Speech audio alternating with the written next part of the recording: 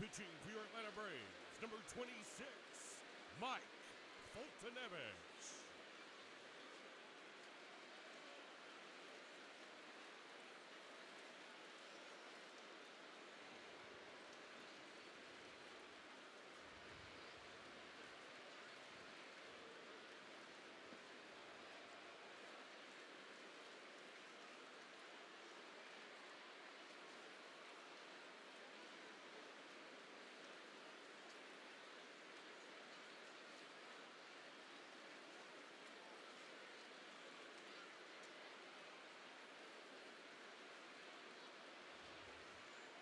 Good evening, Braves country.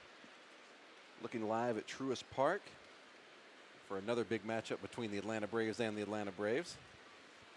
I'm Ricky Mast from MLB.com alongside Director of Braves Alumni Relations, Greg McMichael. Ordinarily, as we explained last night, if you joined us last night, then you already know the drill, but ordinarily, Greg and I host Behind the Braves presented by Billy Reed, the official podcast of the Atlanta Braves. But hey, since we got some scrimmages going on here at the ballpark, they decided to throw us on a live stream here. So you can at least enjoy some Braves baseball as we get ready for the 2020 season.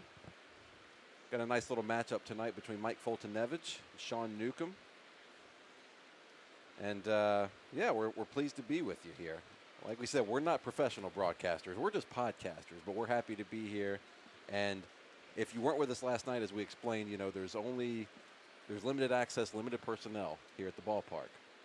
And so Braves Vision was kind enough to set up a couple cameras so that us and you are able to enjoy some of these scrimmages. And, yeah, we're glad to be here with you. Another beautiful night here at Truist Park, and Ronald just leads off with a double. So we want to see some good things from Folty tonight. You know, these guys only have basically 2 starts for the season. Gets rolling, so we want to see him put some good things down there on the field and make some good pitches and get him off to a good start. You know, Mike had one of those years last year where he kind of struggled, and they sent him down, made some adjustments, came back, and just was lights out for the last part of the season. And hopefully he can pick up, you know, where he left off and get the pitches exactly where he wants to, because he's got all the stuff in the world. Yeah, I wanted to touch a little bit on this with Folty. He has not shied away from, look, we all know what happened in Game 5 last year, and he's not shied away from it. He's addressed it head on. He's talked about it, and I think, you know, if you use those things right, you can make yourself better as a result of them. As we've mentioned on the podcast, you and I talk on Behind the Braves presented by Billy Reed a lot about, you're a Tennessee guy, I'm a Virginia guy, so we always throw in a little bit of our college sports fandom in there. But I talked about with the Virginia basketball team, they suffered, as a 1 seed, they suffered a big loss to the 16 seed UMBC a couple years ago in the tournament, first time that ever happened. The next year they bounced back, won the national championship. And I loved what the coach, Tony Bennett, said there. He said that adversity, if you use it properly, it can buy you a ticket to a place you couldn't have gotten any other way. And that's what I like to think of with Folty in that Game 5 start last year, and the team really in that Game 5, is that if you use that bump in the road properly and use it as motivation and embrace it and know that it's part of your story, then you can build on that. Yeah, and that's a great word. And, you know, Folty's not alone. There's multiple guys on this team that had a lot of adversity. I think about Ender. I think about Austin Riley. I think about Adam Duvall, you know, Folty. They all went through something unique to themselves last year, but they had to persevere through it. And what's the mark of a champion, and what's a guy who is going to be good for the long haul, is one that can weather through that adversity and come out and learn something, like you said, and they can be better for it. So I saw something different from Mike last year. When he came back, he was a little bit more, he was a little calmer on the mound.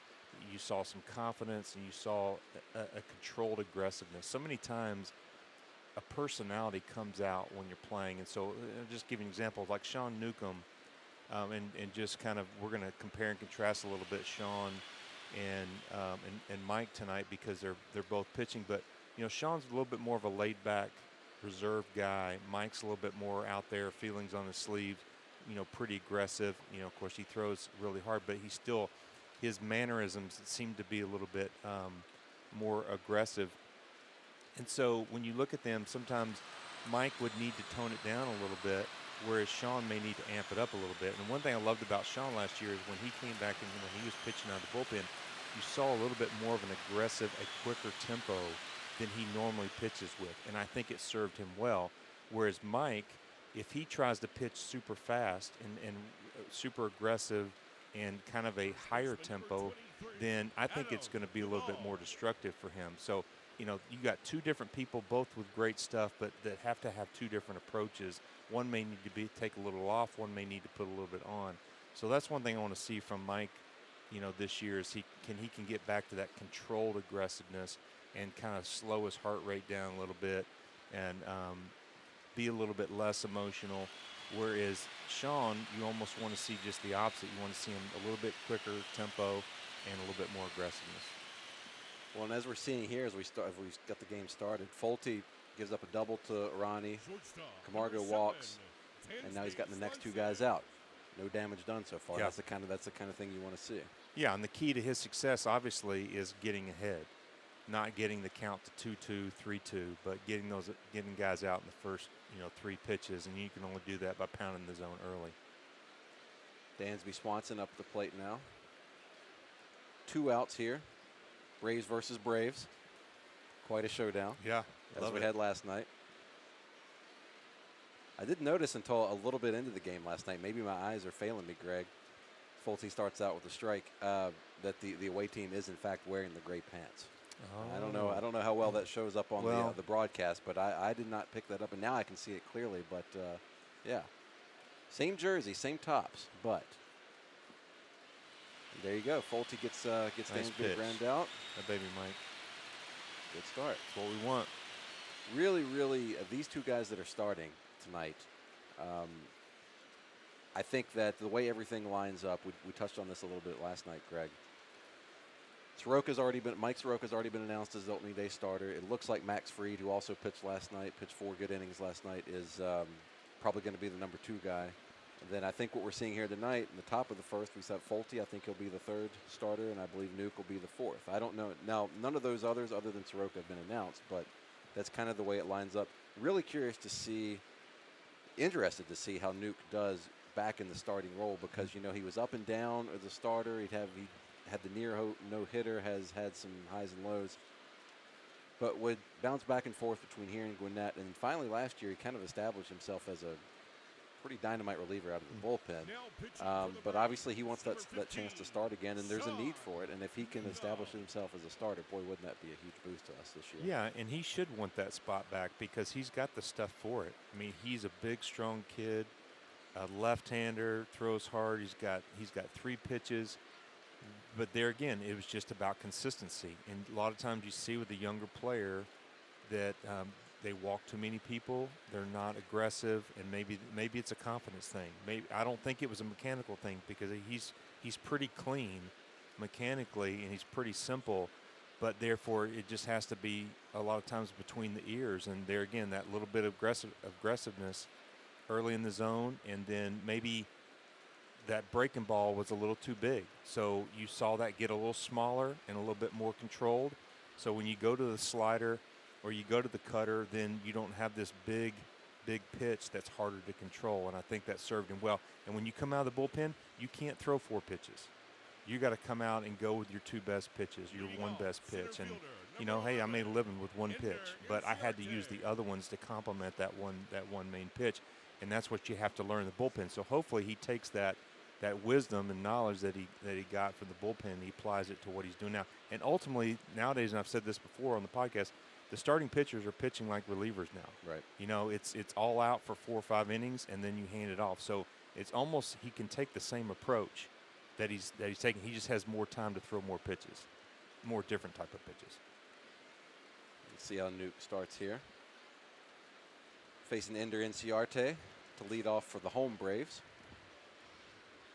You taking the home team or taking the visitors? I'm taking the Braves. Are you?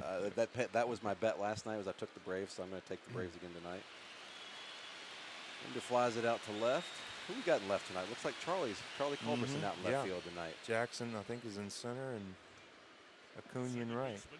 Thought we were going to have Braves instructor, Tomas Perez, playing all right field tonight for both teams. He played right for both teams last night, but looks like he's just chilling. Just over in foul territory right now, and Acuna is indeed playing right to start out tonight.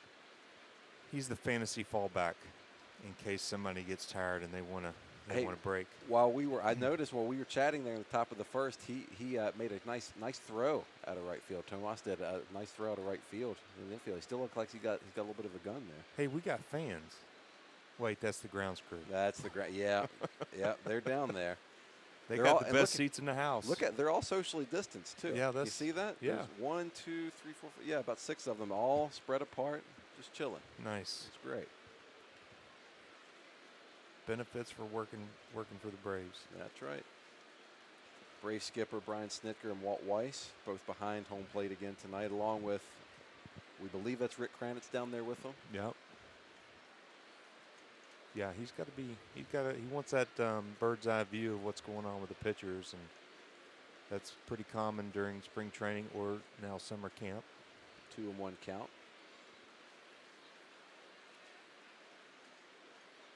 Evens it up at 2-2. Yeah, I think both starters, Greg, are going to go about 4 innings tonight, I'm guessing. Well, I shouldn't say about, because this is a simulated game, so if they're wanting each guy to throw 15 pitches an inning or 20 pitches an inning or whatever it is they want, then they'll throw those pitches and they can just stop it there. Yeah, and they're going to use, 15 to 20 per inning. They're not going to let a guy labor out there and go 20, 30 pitches, because that just taxes a pitcher when he's got to keep throwing. So, they'll either get 3 outs and 15 or so pitches, or they'll roll it up. And that is why we're trying to, listen, we're not play-by-play guys by any means, as you can probably tell, but we're trying to give you a little bit of play-by-play. But the fact is, this is a simulated game where if they just suddenly decide when there's only 2 outs that because their pitcher has thrown the amount of pitches they want for that inning, they can just end the inning. Last night we saw Yohann Camargo was hit by a pitch, and he did not take first base. He stayed in there because this is practice, and he wanted to make sure he got some swings in. It's like, I'm getting my cuts in tonight. That's right. I didn't come here to walk. That's right. New Brave Marcell Ozuna up at the plate now. So Nuke has thrown a few pitches where he's left it high, on the high side away from a righty. And typically when you're out of rhythm a little bit, this is the first game back, first scrimmage back, then, you're a little bit out of whack because you're trying to find the rhythm. You're trying to get, your timing down. And so you're going to see a few pitches like that kind of get away from him. And so there's probably some adrenaline. Think about it. I mean, he hasn't felt this adrenaline a little bit. He's got a hitter in there. He's at the big league ballpark, so you're going to see some of that. So hopefully we see him kind of take control of that and start to fine-tune it as the innings go. But trying to get that ball in on the righty is a key, because that's a tough pitch. And just like a righty, it's going low and away, to a righty. He's trying to go low and in to a righty, and so that's the toughest pitch, where your mechanics and the timing has to be really, really good, and that's kind of the telltale sign of if you've got everything fit together. 1-2 the count on Ozuna. Got him. Nice inning there for Nuke. 12 pitches. Yeah. 8 strikes. Good inning for Nuke. Good start. Last night, if you were with us last night, we had the windows open. Tonight we've got the windows shut. And it is and I am a big air conditioner guy, especially inside. It's a nice, cool, calm 69 degrees in this booth, and I am loving it. I'm loving it. Yeah, I don't see any sweat droplets on your forehead, so yeah, I'm a little. I was a little sweaty last night. I'm not gonna lie. I enjoyed it. It was a beautiful night. It's another great night here tonight, and wish everybody could be here. But you're at least getting to see it, getting to see some baseball. We got 2 outstanding pitchers here, and we got the Braves on TV. That's well, right. Some people's TV. Yeah, sure. It's all TV. Yeah, it's all streaming on TV now. Yeah. It's like how everybody, people would say any soda, they just call it a Coke. Yeah, that's same right. deal. Well, especially in Atlanta. Yeah. The home of well, Coke. I mean, that's what that's the other reasons I don't drink anything besides that. I don't think the other And they're a partner of ours, so we couldn't say it even if we really did. That's true, but luckily I don't have to lie about it. I'm just being honest. Right. Yeah, exactly right. And again, huge thanks to Scott Cunningham and the whole Braves Vision crew for even being able to put this together. Again, it's obviously, as you all probably know, there's limited access, limited personnel that can be in the ballparks at least right now. And so for them to even set up at least a couple cameras just for you at home to be able to watch is it's just a big kudos to them for putting all this together. And for letting two hillbillies like us actually commentate the thing. Well, that's the biggest risk of the whole true. deal. That's true. Tennessee and Virginia in the house here. They've been taking care of us, making sure we sound good, and as much as they can polish us up. That's right. But this has been a lot of fun and a real treat for us to be able to bring Behind the Braves on the road, or up, I guess, on the road because it's coming up to the press box. That's right. I almost did it again, Greg. I almost did this last night. I almost said Dansby coming up to the plate. I swear, like this angle, I'm used to the angle from the press box a little bit on the left side of home, or on the third base side of home plate. Something about this angle, I really can't tell. Charlie Culberson up there tonight. Yeah, it's hard. Yeah. All right, Folty. There we go. As we used to always say, get ahead, stay ahead. That was, we touched on it a little bit last night. Leo Mazzoni, that was your pitching coach, and of course, legendary Braves pitching coach. Also a former guest, one of our favorite guests we've had on Behind the Braves, presented by Billy Reed. That was what he preached, wasn't it? His famous saying, go, get ahead, stay ahead. You know, that was a big thing for him. He said, go first pitch strike, you know, and all these things will work out. You know, it's just a big thing that we were just drilled in our heads because we knew that it was so important to get ahead of the hitter. And the numbers play out. When you look at the batting averages, when the hitters go strike one, you get strike one on them, and then they get strike two, it's just incredible. You take a 240 hitter and you make him a 220 hitter. You take a 280 hitter, you make him a 260 hitter. But when you flip it, then that 280 hitter becomes a 300 hitter, you know, when you get behind as a pitcher. And it's just amazing how that works out. And, of course, you know, this game, there's so much mental of this game. And confidence and all those kind of things. And so when you start getting ahead as a pitcher, you put all the onus on that hitter to make him perform better because you're putting him in a hole. 2-2 count on Charlie.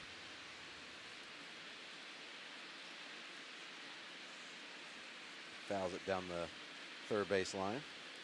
By the way, we're going to try to check in every now and then on the comments on Facebook. So if you have any questions for World Series champion Greg McMichael, go ahead and throw them in there. George in the Facebook comments just said, I think the Braves are going to win this one. George, I agree with you. I'm not a professional broadcaster by trade, but I agree with you there. Charlie with the fly to right. Look at his Tomas. Up. Ozzie with the over the shoulder catch. Thought Tomas was going to make that one, Greg. Well, that was a great slider by Folty right there. You got Charlie out front. It's a tough pitch for these guys to hit early in camp, where they see that type of a slider that he has, and you know, you're trying to drive that to right field, but he pulls off on it a little bit and he pops it up. So that was a good pitch by Folty. He's going to have that pitch to be successful this year.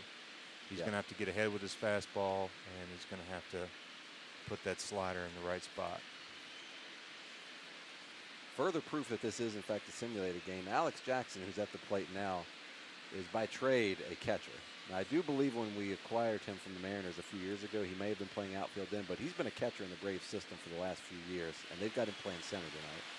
He pops this one up to third. Yeah, I thought that was a typo. I did too. We looked at the lineups earlier, and we were kind of both like scratching our heads a little bit, but no. I couldn't imagine Brian McCann playing center field. Would have been fun in a simulated game, though. That'd have been fun to watch. That's right. I think he's paid Skip off to be able to make that happen. Just let me play center field one time, just one time, one inning. Everest Solarte playing second tonight, facing Folty here. 2 outs, nobody on. Good pitch right there. 89-mile-an-hour slider per the board. Yeah, I'm not sure how true that was. I guess do you trust? Are there radar guns in any ballpark that you trust at this point? Yeah. Is that a loaded question? Well, we used to say there's carnival use, right? on the radar guns, you can take it all the way down and you can put it all the way up. But it is interesting. There's a lot made for TV, but there's no doubt that Mike throws hard. We know that. That's not his problem. His problem is can he not beat himself? and can he make the right pitches at the right time, because he is electric and his stuff is electric. It's just a matter of sometimes he's become his own worst enemy out there on the mound. You know, we've all experienced that as an athlete. You know, sometimes we self-destruct, sometimes we make it bigger than it is, but when he has the confidence and he's in a groove, there's not much better than him. Checking in on the Facebook comments on the Facebook stream here. Lori, shout out from Utah. Thank you for doing this. Sure is nice to have baseball back. I agree, Lori, 100%. Eric says the Braves will finish 49-11. Eric, I hope you're right. That would be great. Brent, what are you guys' thoughts on Austin Riley this year? Think he'll earn a starting role at third sometime this year? I don't know. I think that my thoughts on Austin is whether he's at third, I think he's going to earn a spot in the lineup more often than not, just because he's looked great all spring. He's looked great since we've come back to summer camp. I think that whether he's playing third or not, with the DH and with the depth that we're going to need, maybe he gets in at first some starting out the year. You just don't know. Yeah. I think at least starting out, I think he's a guy that whether he's at third or not, I think he'll be in the lineup more days than not. I could be wrong, but that's just my personal prediction. Yeah, and I think it alludes to back what we were talking about earlier, that we have several guys on this team that had some struggles last year. They didn't put together a solid season, whether because of injury or because of a slump or because of whatever reason. So Austin's one of those guys that, we know what he did in May. I mean, that was the craziest May we've seen, and he put up crazy numbers. But then he got a little bit injured, got hurt, and then he got into a major slump. So it's really going to depend on how he bounces back, and if he bounces back and is a semblance of the guy that we know who he can be, then the sky's the limit for him, and he'll get into that lineup if he plays the way he can play. So I'm not worried about that. And Camargo's the same way. You hope that these guys play to their ability, because they're going to be it's going to be a tough job for Snit to figure out who to play, and that's really what you want. Unfortunately, that's not usually how the season works. I mean, people have, some people have tough times because of this, injury, or they just get into a slump. And so, but with the depth that the Braves have, there's so many good players that that everybody's not going into a slump. Everybody's not going to get hurt. So you play the hot hand for a little bit, and but you hope that those guys all are chomping at the bit to get out there and play, and they're all playing their best ball. Then it makes it tough on Snit to pick out the right lineup. It's a great problem. That's the problem you want to have. That's right. Too many guys, not enough spots for the amount of guys you have on the team. All right. Thought it was a 2-2 count, but they're showing a 3-1 count on the board. So we'll find out here shortly enough. And it doesn't matter because Austin dumps one into left field there. We got the 3-1 ball on the tee. Those are the ones you have to hit. And as a pitcher, I'm okay with that because you know what? It doesn't ruin my psyche because I walk a guy, But now I got a chance to get a ground ball double play. Yonder Alonso up at the plate now. That's a great name. Great baseball name. Yonder Alonso. That's right. Love that. People would always ask, who's the toughest hitter you ever faced? How'd you do against Barry Bonds? I say, you know what? Barry Bonds was easy because I just walk in and get the next guy out. Didn't have to worry about Barry.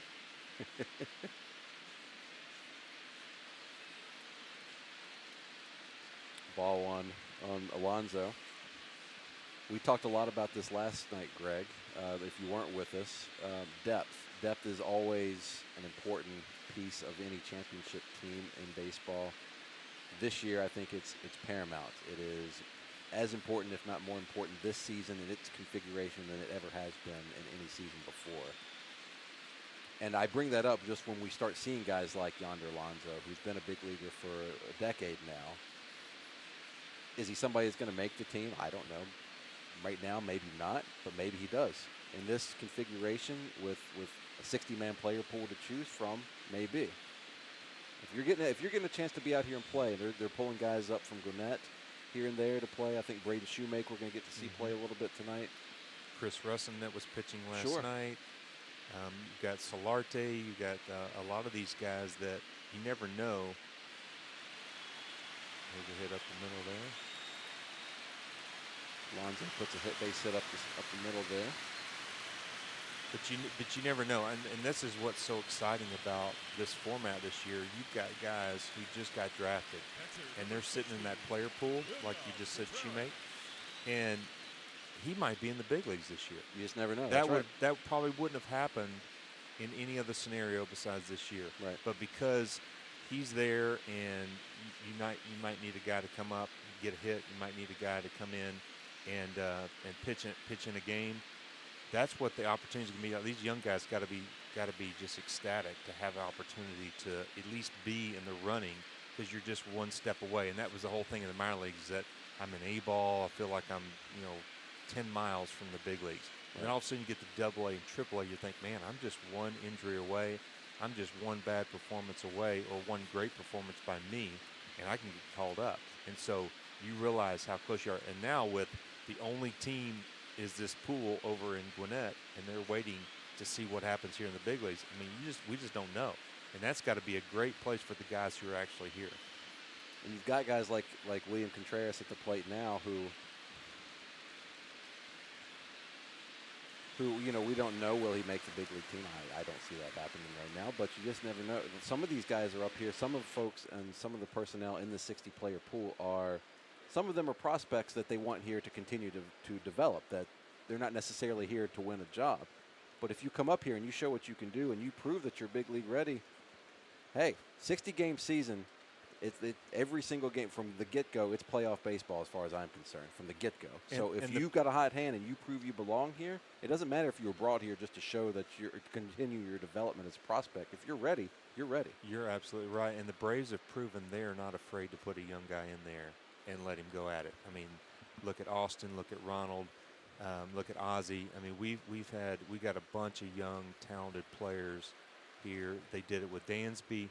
So you would have to believe, if you're a minor league player with the Atlanta Braves in the system, and they've got you in this player pool, that that they've brought other people up with no experience. Why wouldn't you think that they would bring me up? And so that's just got to be a great, exciting place to be. And I don't think Alex Anthopoulos or Snit are scared one bit about bringing up a young guy on this team. We've had too many success stories. And I think they trust what the development that's happened in the minor leagues. We've got a great baseball development group down there, our scouting department. I mean, we got guys like Terry Pendleton and Eddie Perez and Fred McGriff, and we got all these guys down there that are working with these young people, and I think they have complete confidence that they're preparing them for the big league level, and they're just waiting their turn. And what a great year for that to possibly happen for some young guys that we could be talking about. William Contreras draws a walk, bases are loaded, and now we're going to see one of those guys here that's basically here. And this is all just our opinions on things, but he's pretty much here just to continue his development, and that's Braden Shoemake. But here he is, bases are loaded, no outs. Yeah. And here's a chance to show what you can do. SEC boy. Texas A&M, first-round draft pick last year by the Braves. Started off with a bang down at Rome. Finished up the season at AA Mississippi. Throws him a first pitch, nasty slider right there.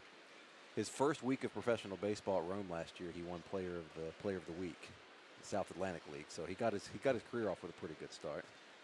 Yeah, it's tough. You've got to come in. Of course, bases loaded. Probably knew that he was going to be aggressive. Starts him off with a slider, and young guy, seeing all those guys out there thinking about RBIs. Throws him a tough pitch, and it's left on left. So you got a left-handed pitcher, left-handed hitter. So we'll have to see how this at bat works out. Had a couple awkward swings so far. I would say he's going to throw another one. You think so? I would bet. I mean, I don't know why you wouldn't. I would have to bet you a Coke on that one. Yeah. This has got to be for somebody like Shoemake. Think about this. I mean, this is a simulated game for us, but this is a big deal. Big league ballpark. Show them what you can do. Well, I understand about setting somebody up and he's trying to throw a fastball away. You would have thrown there. the same pitch again, wouldn't you? Well, yeah. I mean, he's a young guy. Yeah. He's already thrown. There was money, a bet money that he was going to swing at that pitch again. So let's say he's coming right back with it. He would have saved himself a pitch right here. Nope. Got him looking. Fastball away. What do I know? if this was well, you know a couple things. You know more than me, although that's not really saying much. If this weren't a sim game and Nuke's not out there working on some things, do you think maybe he goes back to that same pitch the third time in a row? I don't know. Some guys are a little weird throwing 3 pitches in a row. Yeah. It just depends on, his fastball's really good. And, to a left-handed hitter, that's a tough pitch. And, sometimes it's just determining whether, do I really have to set this guy up?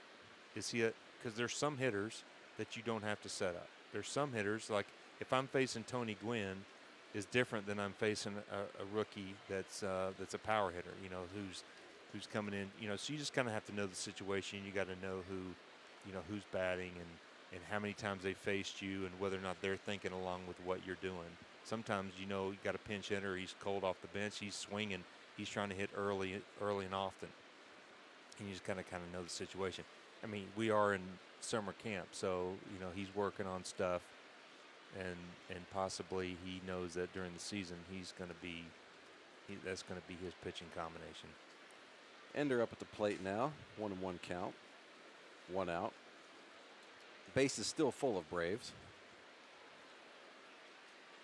The field is also full of Braves. A lot of blue jerseys out there. A lot of blue jerseys and not much difference in the pants color, at least from up here at our vantage point. Is there such thing as colorblind between gray and white? I don't know. Maybe. We might just both be getting old. That's also a possibility. There's too much to see. I just didn't pay attention to that. I guess Chip Carey would have noticed that. He would have. Yeah. He would have pointed that out. Yeah, I don't know about Frenchie, but Chip would have noticed that. Well, Frenchie would have had something funny to say about it at the very least. I think Chip and Frenchie's jobs are plenty safe after us being up here in the booth, Greg. I would say. I'd say there's. I did like some of the comments from last night. It was I very can't nice. say my favorite one was the comment I saw. It said, "Well, it was better than silence from last week." Here's a great description of this broadcast booth. Somebody asked who was in the broadcast booth. JP answered, Greg McMichael and some other dude. Newt gets out of the inning. I'm Ricky Mast from MLB.com alongside Greg McMichael. Ordinarily, we host Behind the Braves, presented by Billy Reed, the official podcast of the Atlanta Braves, which, by the way, I believe tomorrow our latest episode will be coming out. Yeah. We interviewed new Fox Sports South personality, on-air talent, Kelly Kroll. She was awesome. I really can't wait for everybody to hear that. We had a really, really great time getting to know her. Great personality, a pro, really quite a resume. I mean, she's somebody that has covered a Super Bowl. She's covered a national championship in Oklahoma. She's covered an NBA Finals. She's covered a World Series for the Chicago Cubs. She's a pro and great personality. So look for that tomorrow wherever you get your podcast, Behind the Braves, presented by Billy Reed. Well, we were laughing that she may be the secret sauce. I mean, if she comes here and this is our year and we start a more extended run in the playoffs, then we know that it could possibly have been Kelly. Yeah. That's it. Then she was the missing piece, the missing link. Yeah, that's right. That's exactly right. She's bringing in some extra things here. But she was a lot of fun, a lot of energy. Obviously, she's going to be great doing her role here in the broadcast, and she's going to fit right in with Birdie and BJ and Jerome and those guys, and then also up in the booth. So it'll be interesting to see how that works, and hopefully we get to see her a part of those walk-off celebrations. Hopefully. Tom Tatum on Facebook. They're doing a great job calling the game. This is enjoyable. Very nice, Tom. I'm going to read I'm just going to start reading the nice comments to build up my ego. That's some other dude that just said that. That's my new moniker, some other dude. Make sure you throw your name in there That's every right. so often. Yeah, that's fine. Like I don't need score. that. No, I don't need that. It's fine. We know who you are. Hey, it can be worse than my one big break for, I think we talked about this, my one big break for Sports Illustrated, and instead of my picture, they put Maddox in there. Well, there you go. It's Greg. Well, Share yeah. the same first name. Close, yeah. Yeah. We know the article's about you, but we'd rather have Maddox's picture. Yeah. All right, Folty, we got the second inning here. Let's Third inning. Oh, third inning. Third inning, God, yeah. this game's flying. It is. It sure is. That's the kiss of death. We're already back up to the top of the order.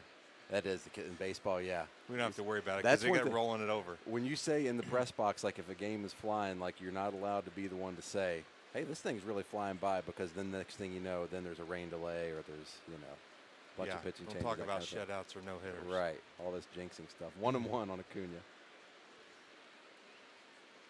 Oh, that was a good pitch.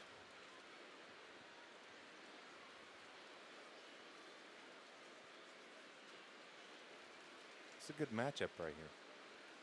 Folty and Ronald. Yeah, we touched on this a little bit last night. That's one of the coolest things about these sim games is that you're seeing legit frontline big leaguers facing each other. Last night, Max and Ronnie Acuna, or Folty, well, again, facing Acuna. I mean, it's some great matchups that we're seeing. And we talked about last night too. Yes, it's a sim game. Yes, you're out there working on stuff, but make no mistake about it. Acuna wants to hit a bomb here. Folty wants to get him swinging. Oh yeah, and he wants to pimp it. And Folty definitely does not want him to get ahead right here.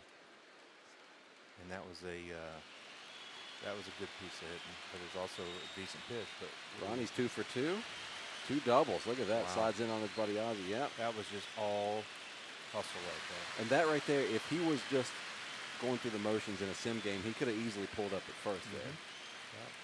That's not his style. No. And that's how he almost went 40-40. Yohann. That's exactly right. Aggressive on the bases. I like it. Jennifer Fox, Facebook. So excited to see actual baseball, tuning in from Mooresville, Indiana. So miss being at the park. Well, we miss having you here, Jennifer, that's for sure. Hopefully at some point we can have you back out here at the ballpark.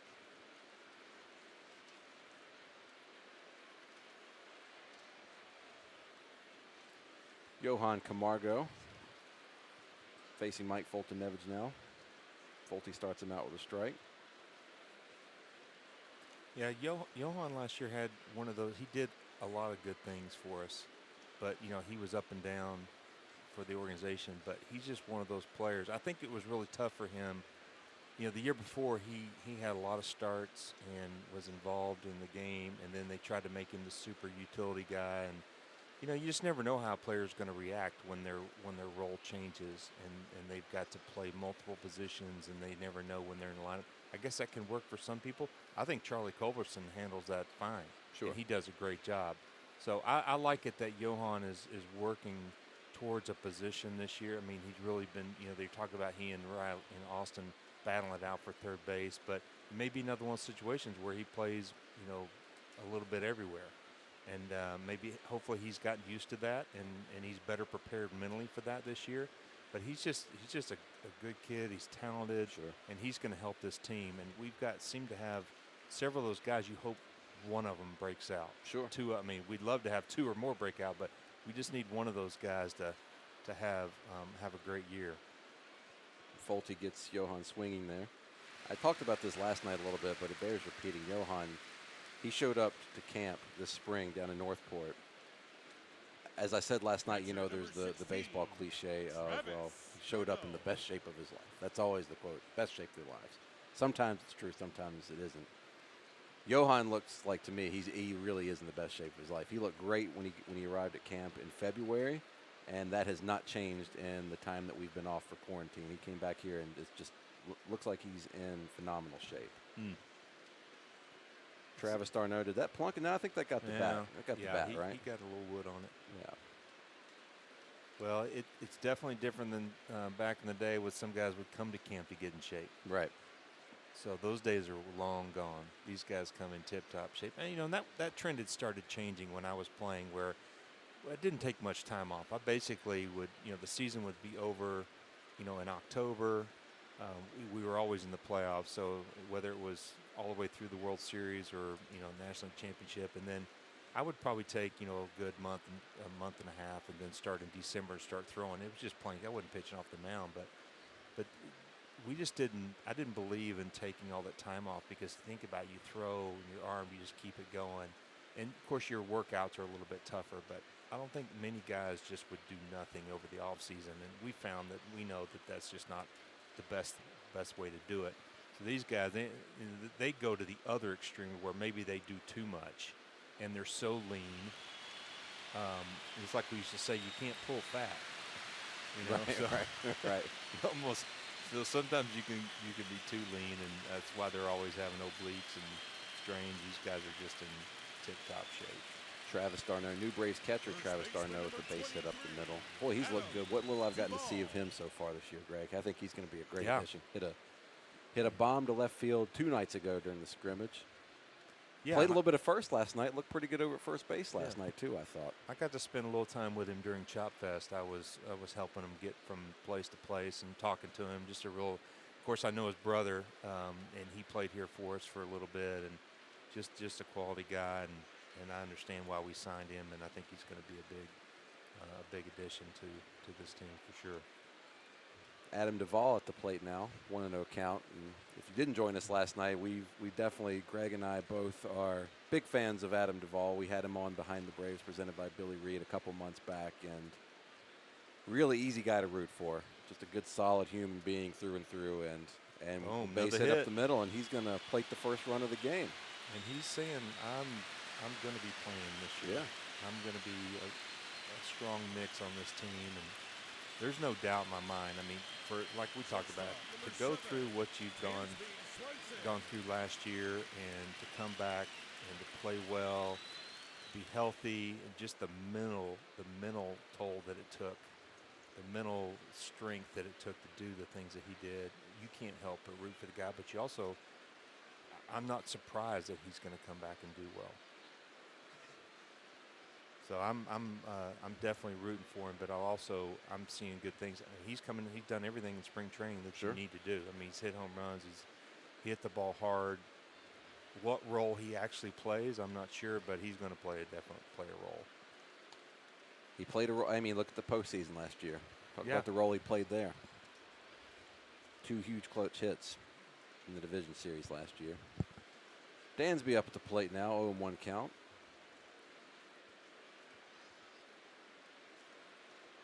Good pitch. Dansby's one of the guys, you don't even really have to say his full name. You can just say Dansby, and everybody kind of knows who you're talking about. Cunha, Ozzie. Got a lot of good one-name guys on this team. Everybody knows who you're talking about. Seems like Dansby's been here for a long time. He's played some great shortstop.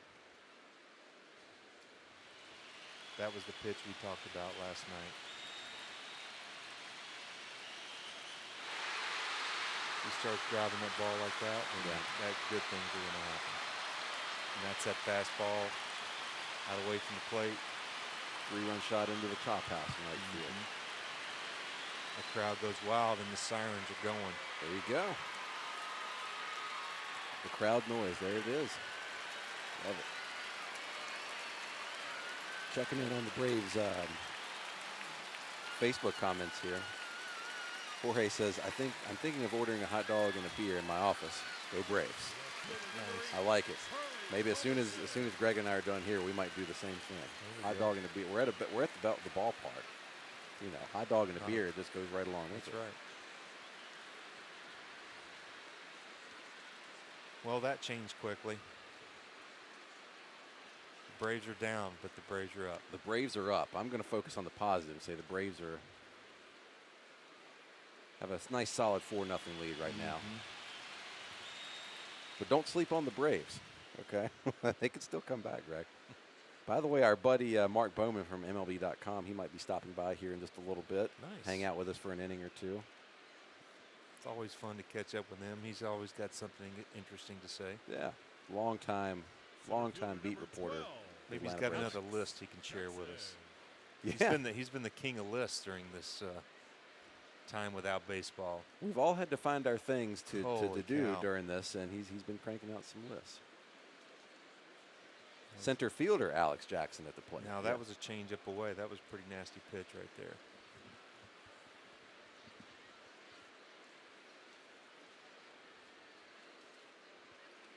Sean Daly says, we appreciate you guys doing this. Great job of keeping up with the game tonight. He threw in a couple laughing emojis at the end, so that might have been a little backhanded, but I'm going to take it. I'll take it either way. I'll take it. We're all about the positive. That's right. We're Pete positive around here. That's right. Well, you know, sometimes we're not used to keeping up with the game. We like socializing. Yeah. Well, I mean, in my role with the Braves social media team, I keep up with the game. Yeah. Wink, wink, wink. Yeah, I do.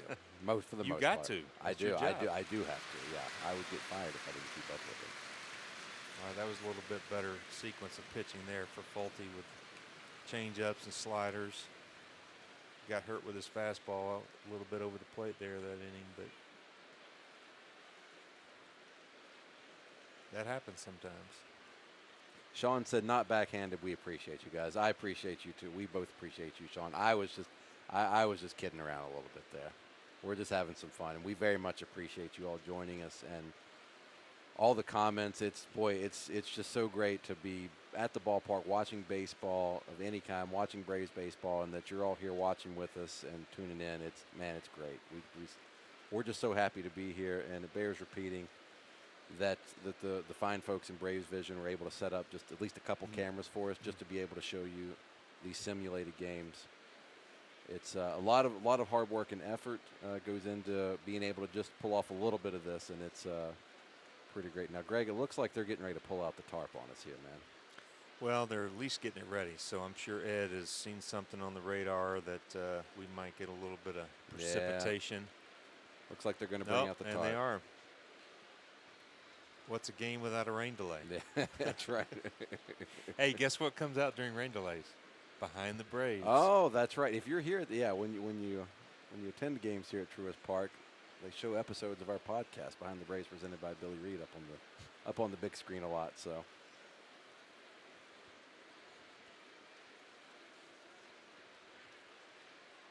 Have you ever been on the tarp crew? I have not. Have you ever seen anybody get fallen down and get run over? I have seen that. It's like that's why I could never be on one. It's scary to me. Yeah. I don't want to get trapped under one of those things. The funniest one I've ever seen was when the Marlins just came into the league in '93, and so they were new. They they had to train their guys how to do the tarp, and it was the longest time of getting. They had to set a record for the amount of time it took to get the tarp on the field. Good thing it was Florida because it used to rain and then it would be dry in 10 minutes. But it literally was comical. They could not get. They had the tarp upside down. Then they had it wrong. Then they couldn't get it out. Then it had too much water on it. And then they had to squeegee it off and pull it. They just got too heavy. They had to get more people. I mean, it was crazy. And I think you can see it probably on YouTube or something. But it was disastrous. But it was kind of fun as a visiting player to watch it because they weren't very good at it. All right, somebody in the comments here, and I'm sorry the comments are going a little fast. Somebody just said it and pointed out. They said, y'all jinxed us by saying the game was going by fast. It This happened. game It's true. is flying. It's true. That's what happens. Happens every time. Well, I guess that's on me then. Yeah. Well, I guess what we'll do for now is we'll sign off for now, and if they get started playing again, maybe we'll try to get this live stream going again. But at the moment, with them, they've got the tarp on the field, and yeah, it looks like it might be just a little bit. So let's go get a hot dog. We'll go get a hot dog and a beer, and we'll come back if they start up again. All right. Well, either way, thank you all so much for joining us. Greg McMichael and Ricky Mast, Behind the Braves, presented by Billy Reed. If you don't already listen to our podcast, give it a shot wherever you get your podcasts. And hopefully, if we're able to start this sim game up again, we'll be able to rejoin you. But if not, thank you so much for joining us, and go Braves.